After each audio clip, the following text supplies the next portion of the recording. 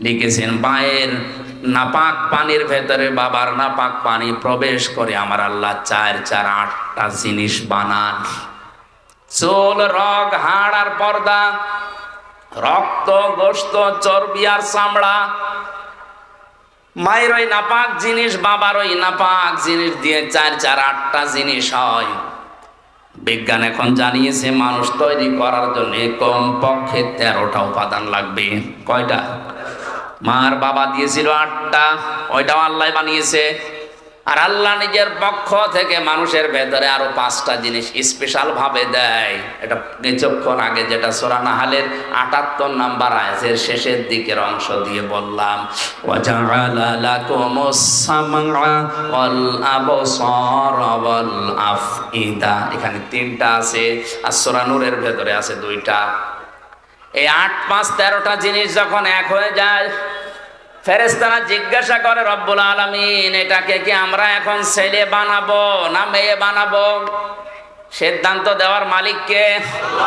যারা মেয়ে হলে বা ছেলে হলে রাগারাগি করে স্ত্রীর সাথে, রাগারাগি স্ত্রীর সাথে না, ও যেন করছে প্রকারান্তি আল্লাহর সাথে।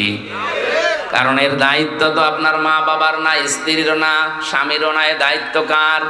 ফেরেশতারা কমপ্লিট করে জিজ্ঞাসা করে, আল্লাহ যদি বলেন ছেলে বানাও, দুনিয়ার তামাম একদিক হয়ে গেল, এই সিদ্ধান্ত নড়াতে পারবে না।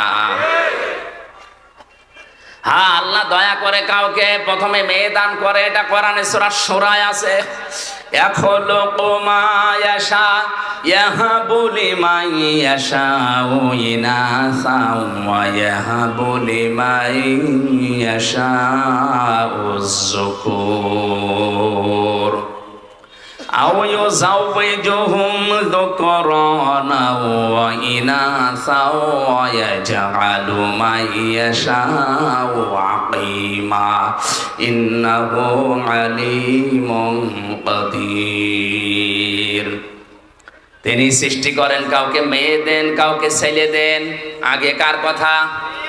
আরো জোরে বলেন। মেয়ের নাম আল্লাহ আগে দিয়েছেন। এই জন্য আয়াতের তাফসিরে বিশ্বনবী মুহাম্মদুর রাসূলুল্লাহ নিজেই যাচ্ছেন, রুহুল মানিতে আছে, আল্লাহ মেয়ের নাম দিয়ে আরম্ভ করেছেন। এই কারণে আল্লাহ মেয়ের প্রতি বেশি খুশি। কারণ যে ঘরে একটা মেয়ে আসে, নবীজি বলেন ওই ঘরে একটা জান্নাত আল্লাহ পাঠায়। ওর উপরে যদি 4টা দায়িত্ব তার মার বাবা গার্জিয়ান পালন করে, কিয়ামতের দিন আমি নবী গ্যারান্টি দিচ্ছি, সবাই যখন বিচারে থাকবে, এই মেয়ের প্রতি 4টা দায়িত্ব পালনকারী মা বাবা আর গার্জিয়ান আমি নবীর সাথে এভাবে পাশাপাশি থাকবে।